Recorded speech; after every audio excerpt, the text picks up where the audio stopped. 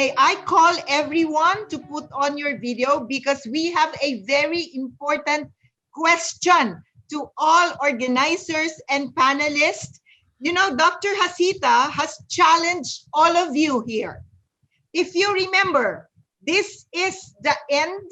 This is the global march to end the neglect of dengue. And to all of you, please open your video. Please, please. I want you all to be here because this important question is going to all of you, the organizers and everyone who has been involved in the dengue. Professor, Cecil Maramba is our first, of course. Dr. Hasitha, put on your video. And of course, can we also have Kamran as my co-MC at this point? I'd like a gallery view. And yes, oh my gosh, Daniel is here. Oh my gosh, I love Daniel from Singapore. And of course, we do have our APA Secretary General, Professor Zulkifli Ismail. Say hi, guys. Francis, a very, very important part of the whole 3-day seminar, of course. And MC Mateo, right. And we do have here Dr. Alam still here, right? Who else? I have 49 pictures on my screen. I can put it down. So please put on all your video because the first one who will answer my question will be the champion, okay? And here is the question, and I want each one of you to answer this. Maybe I'll start off with the Secretary General, Professor Ismail, and then Daniel, because I miss you, Daniel, so much. All right?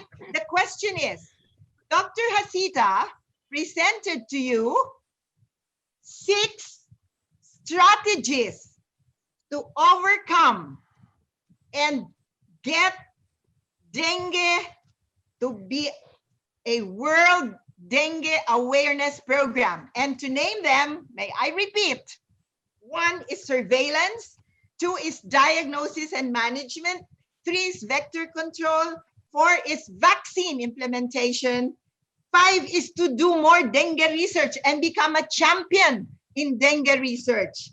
And 6, but not least, is advocacy and political commitment. I want each one of you to tell me, if you were a Minister of Health, which among these 6 will you prioritize? And I'd like to start with you, Dr. Zulkifli. Which one of those 6 strategies that Hasitha has mentioned will you prioritize if you were the Ministry of Health of your country? Over to you, Zul. I like to concede to Daniel first and let him start from Singapore. Come on. Daniel? Because Daniel is Singapore. And you know, I just mentioned, Daniel, that you have been having increasing incidents of dengue in Singapore. Right. Thank you. And hello to everybody. Yeah, thanks for having me here as well. Glad to see all old friends once again. Yeah, and well, I'm glad I'm not the minister because it is a tough decision. But I think really, honestly, you can't prioritize any one above the other. You need a whole range of strategies because not one single strategy will work against dengue, and you need all of them working together. And I think that's where we face the challenges today, because some countries are good at some of them, but have forsaken some others. And hence, we are on this ongoing struggle and fight against dengue, which I think we really need a concerted effort to put all these strategies together in one whole program so that we can then battle dengue more effectively. Yes, back to you, Zul. Yeah. Okay. Thank you, Daniel. So that's what Singapore will do? Yeah, that's what he will do. You will do everything? What if, I know Singapore is rich, but you know, you can't do everything. If you only have, you know, to cherry pick something. It's not a matter of wealth, basically. I think it's really prioritizing all these different strategies. And I think all of them need to be on together for you to achieve the optimal outcome for the prevention of dengue. What does Malaysia think? Yeah, well, let's see from Malaysia, Dr. Zul. No, I share Daniel's wisdom that you can't really prioritize any one of them over the other. I mean, but I think as far as Malaysia is concerned, there's some reservations with regard to the vaccines. But everything else with vector control and everything else is already in place. So I don't think we really need to prioritize any one of them. And you know, if you look at the data that we have got, just like in the Philippines, over the when it's this COVID period, we've got a 75% drop in cases of dengue in 2021 compared to 2019, 2020. And we've got a 90% drop in mortality from dengue as well. So that's something that we are actually, I'm not sure that it's underreporting because deaths will be reported and dengue deaths will be reported. So I think it's a real figure that we're seeing. Okay, so you don't have one overriding strategy to do? Because, you know, too many cooks spoil the food, as they say. Yeah. So you say, okay, you know, that's theoretical, but sooner or later, I'm sure you will have one overriding. Can we now call on maybe Kamran? Would you like to share with us your thoughts on this? In the UK. Of course, thank you very much, Professor Lulu, there for the opportunity to sit on this panel at the end as well. Firstly, thank you very, very much for all the presenters. I've seen that Dr. Laksano is there. I heard your presentation earlier a couple of days ago. Fantastic. Thank you. Dr. Alam as well. I watched you on that panel. It's fantastic. Professor Cecilia Maramba, awesome last session just now. Cannot say thank you enough to Dr. Tissera. Daniel, I don't think we've met yet, but thank you anyway for what you just said. And of course, Matteo, who's appearing there in the background with the support team at ADVA for making everything smooth. So thank you, get the thank yous out of the way, firstly, and of course, Zul as well. In terms of your question, I'd contextualize that in terms of the optic of a World Dengue Day. What's very, very obvious, and as you've mentioned yourself, or everybody's mentioned, is that we need, this is not a ASEAN frame. We need a global frame. This is a global issue, dengue, and it's not going away. Each year, new cases are presenting in new geographies. We've heard from the Ethiopian Centers for Disease Control in a session yesterday. It's there in Africa. We heard earlier from Professor Joe Lines, in terms of the variety of Aedes vectors that are outside of albopictus, outside of the Aedes aegypti, so Aedes africanus as an example, great example, they're going to be establishing themselves. The disease is going to be wider in its footprint. Therefore, we really do need a focal point, the World Dengue Day. So to answer your question, Professor Lulu, if I was a politician, may I never be a politician, you cross my hands, just say that. If I was, I would be right now putting in country requests to the WHO right now and saying, why is World Dengue Day not officially recognized? We need it recognized. We need your official stamp on this. That's the first thing that I would definitely be doing. We had United Nations General Assembly side meetings on dengue last year with some of the panelists that have been on some of the panels before. Earlier, we had a ministerial panel with the vector control team at the Ministry of Health Philippines.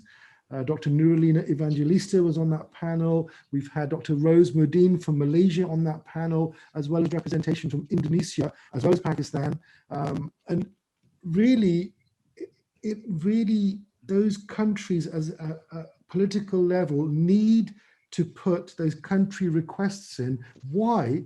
Because by having that World Dengue Day, all of the partnerships that we need, you saw in something as complex as pathogenesis, there are so many novel drug targets, novel diagnostics that could be being explored, treatment strategies as we gain better understanding of the similarities between, let's say, COVID, cytokine storms, inflammatory mediators.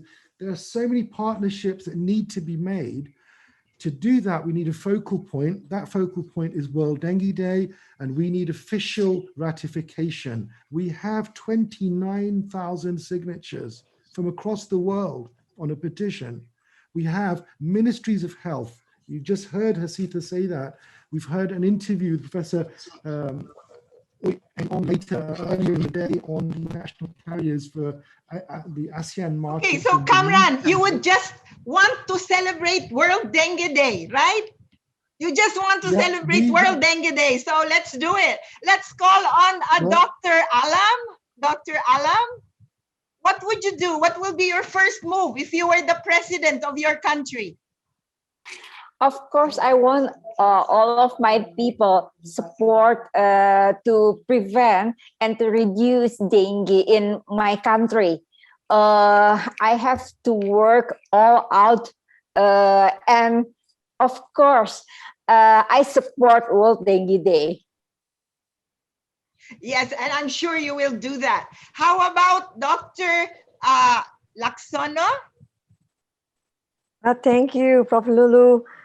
Indeed, I absolutely agree with Professor Daniel and Professor Kifli that we all, I think, we realize that there is no single strategy to control dengue. So all strategies to be in place, started with capacity building, good management data, and then also cross-cutting or multi-sectoral approach should be dates by every stakeholders.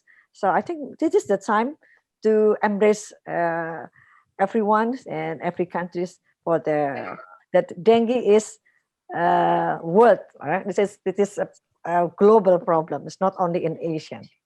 Thank you. Thank you, Dr. Laksono. Now we call our panelist, Cecil.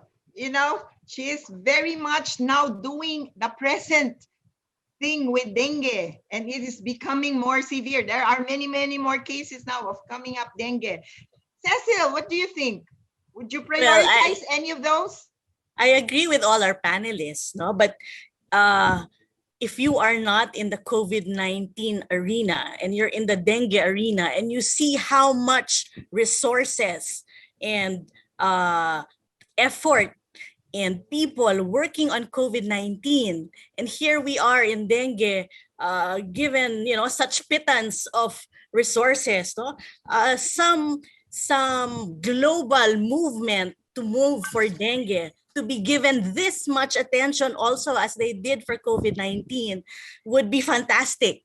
Having a vaccine in how many months, having diagnostics and having all these treatments being tested. No? So dengue research should be a priority now, not wait for later and be complacent. I think this should be also a priority. Thank you. And Rose. Rose is also one of the best organizer here. She's been very much in the ADVA. Rose has been one of the most decorated researcher in dengue. She actually was given an award recently by the NIH Bethesda for her research done in dengue at the San Pablo. The site was given an award, right, Rose? You did a lot of research for dengue vaccines. Can you tell me, if you were the president of the Philippines, what would you do? Rose, you're mute. Rose, you are mute. Okay, what would you do if you were the president of the Philippines? Okay, so good evening, everybody. If I am the president of my country, I think so I would resolve the elephant in the room, the issue of the vaccine in the country. You'd bring back dengue in the Philippines, right? Is that what you're saying, Rose? You will bring back dengue in the country? Because the president of the Philippines can do that. I'm sure. Yes. Yeah, you're right. Okay, so who else? Please come in. I can only see your video here. I will call you last, Hasitha, because this is your strategy. So you will be the last one to tell me which one. But let me call on Francis, who's been working with us very, very long time ago with ASAP, and he's been doing all of this. He's been contacting all our speakers. Francis, what do you think? If you can do something about dengue, what would it be? What would you prioritize? Well, I will just say, as we actually, after the last Asia Dengue Summit in Jakarta, I was having breakfast with Professor Sukuvi, and what we planned, we actually registered a website for World Dengue Summit. That's like 2 years ago, nearly 2 years ago. So I would say, let's do the World Dengue Summit next year. But I have to go and find the funding. That's a dream. You'll find okay, so that's where you're good at, going for the funding, because not everybody is rich enough like Singapore, right? Singapore is... No, I'm not in Singapore now, so I'm in a small village somewhere. Yeah, where are you now? I'm in UK with my under the lockdown, so come and stay with them. Yeah, but we all know Singapore has all the money in the world, right? And he can do everything. That's why when Daniel says he can do this, and that. But you still have a high incidence of dengue last year. Exactly. Right? Exactly. So, see, you're not doing so much yet, despite all the money that you have. A lot to do. Okay, how about Mateo? What did you gather from all of the 3-day seminar that we've been having? Do you have any idea what you would do in case you are the Minister of Health or the President of whatever? What country are you from? Or you're mute.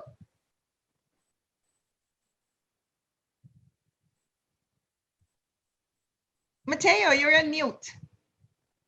No, he's not. Maybe his president doesn't want him to speak. Really? He's in France and he's from Italy. So. Yeah, he's the organizer, so he's probably not allowed to talk. Oh, he's shy? Oh, I don't know who. I didn't know there are people here who are so shy. Anyone else from the panel? I don't want to call Hasitha because I want him to be the last one. Anyone else from the panel who would like to join us here? Because if I were to read some of the questions here, there's something about vaccine here. And I'm so sorry that Beverly, are you there? Because I told her if she can come back, to please come back. She has a very kind of emergency. Mateo, we can't hear you. And anyone, there is a question here. Would you consider dengue vaccine a new health technology that could be politically influenced and not science influenced? And there was a question why the Philippines ban it. I guess the anonymous attendee was actually asking the reason why Dengvaxia is not in the Philippines, whereas it is in 22 other countries in the world today. And that is also one of the strategies that Hasitha has mentioned. So aside from surveillance and diagnosis and vector control and dengue research and advocacy and political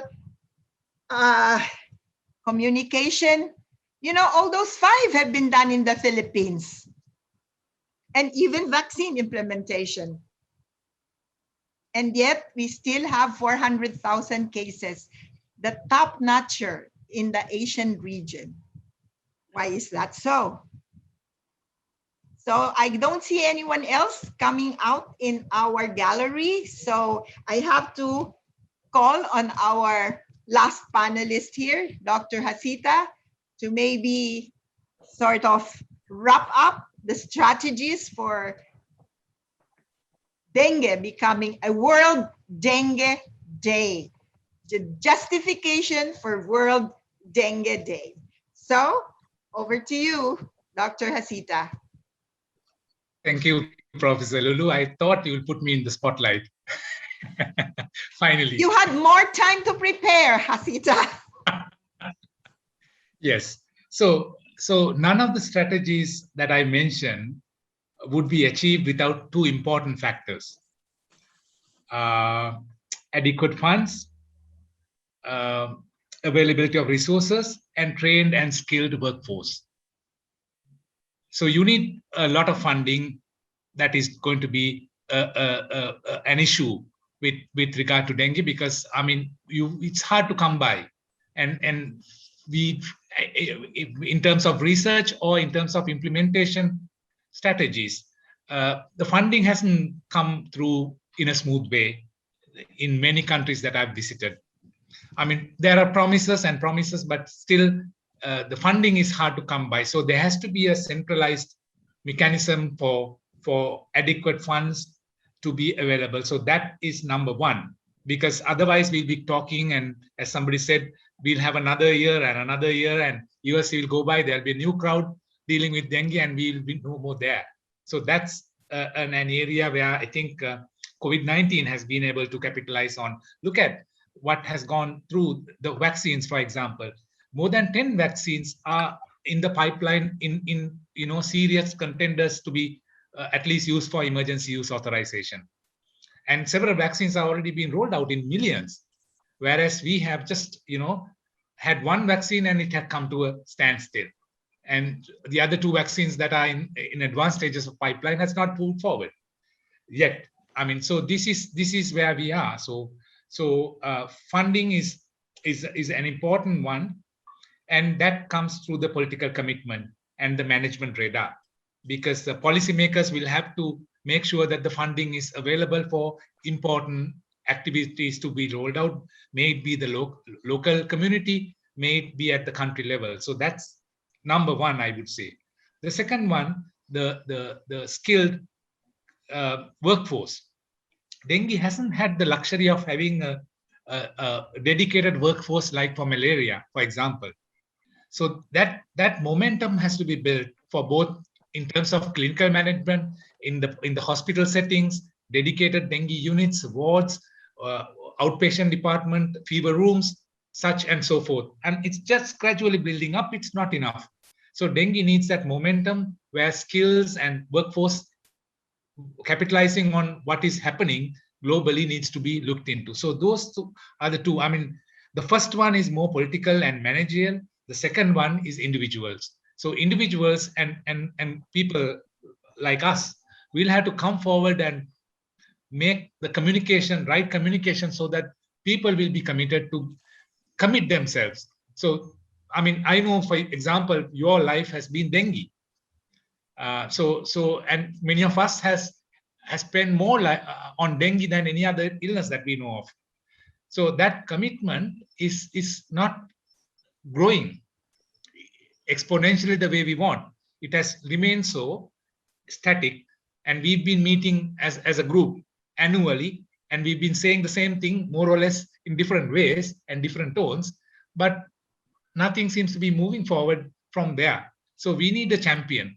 We need, champions, if that is the case. So for research, for globalization, to understand that dengue is a major contributor. And finally, dengue is a proxy, a surrogate of good health programs. If you were able to bring down dengue burden, that means your health system is working. Health systems are progressing.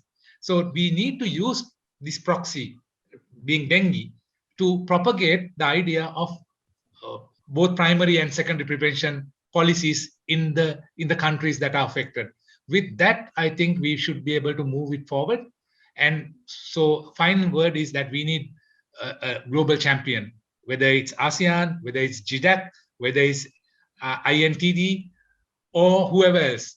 We need to identify these different groups working in tandem to come together, coalesce together, and bring this problem to a situation where we can address it together collectively, so that the world can move in a better way for dengue-free Asia, dengue-free Philippines, dengue-free Sri Lanka, and so on and so forth, and Malaysia and Singapore, and so on and so forth. So with that, I will conclude, and thank you very much again for identifying me to give the last talk.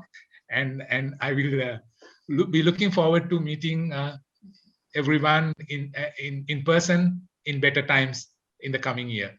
Over. I'm sure there will be better times. And I'm sure, Hasitha, when you say you need champions, I took a picture of this. Francis, can you take a picture of this and label it as dengue champions? I guess those of you who are not in this laptop, in my picture frame, because right now I'm really, really feeling that these are the people who will make it possible for us to really go forward. As Hasitha and all of you said, we need all strategies, but we do need champions. Just as anything in the world, people, manpower are the best assets. You can have the richest country like Singapore, but without the best people like Daniel and Zul and Rose and Cecil and Kamran and Hasitha and even Francis and Mateo, even if you are muted, and of course, Dr. Alam and Dr. Laksono. Right, these are the champions. Oh my God, we should have a song of, who's that? We are the champions. Francis, can you have that song by Mercury, isn't it? We are the champions. Like Queen, okay? Freddie Mercury, yeah. It's Queen, yeah. Yeah, we did not prepare for that, but I hope that you will feel that way. Because right now, I feel I'm with the champions of dengue. So with that, I'd like to say good night. Thank you very much to all our organizers. And to all those whose picture is not here, there's still a chance for you to come to the next Dengue Summit and be one of the dengue champions. Thank you. And thank you, good night. Professor Lulu. Thank you, Prof. Lulu. Thank you, Prof. Lulu. Thank you, Dr. Thank you, Kamran. Kamran. Thank you. Thank you Thank you, all. Professor. Thank you, Daniel. Kamran. Thank you, Dr. Hashida. Good night. Thank you, Dr. everybody. Hasitha. Thank you, Steve. Bye.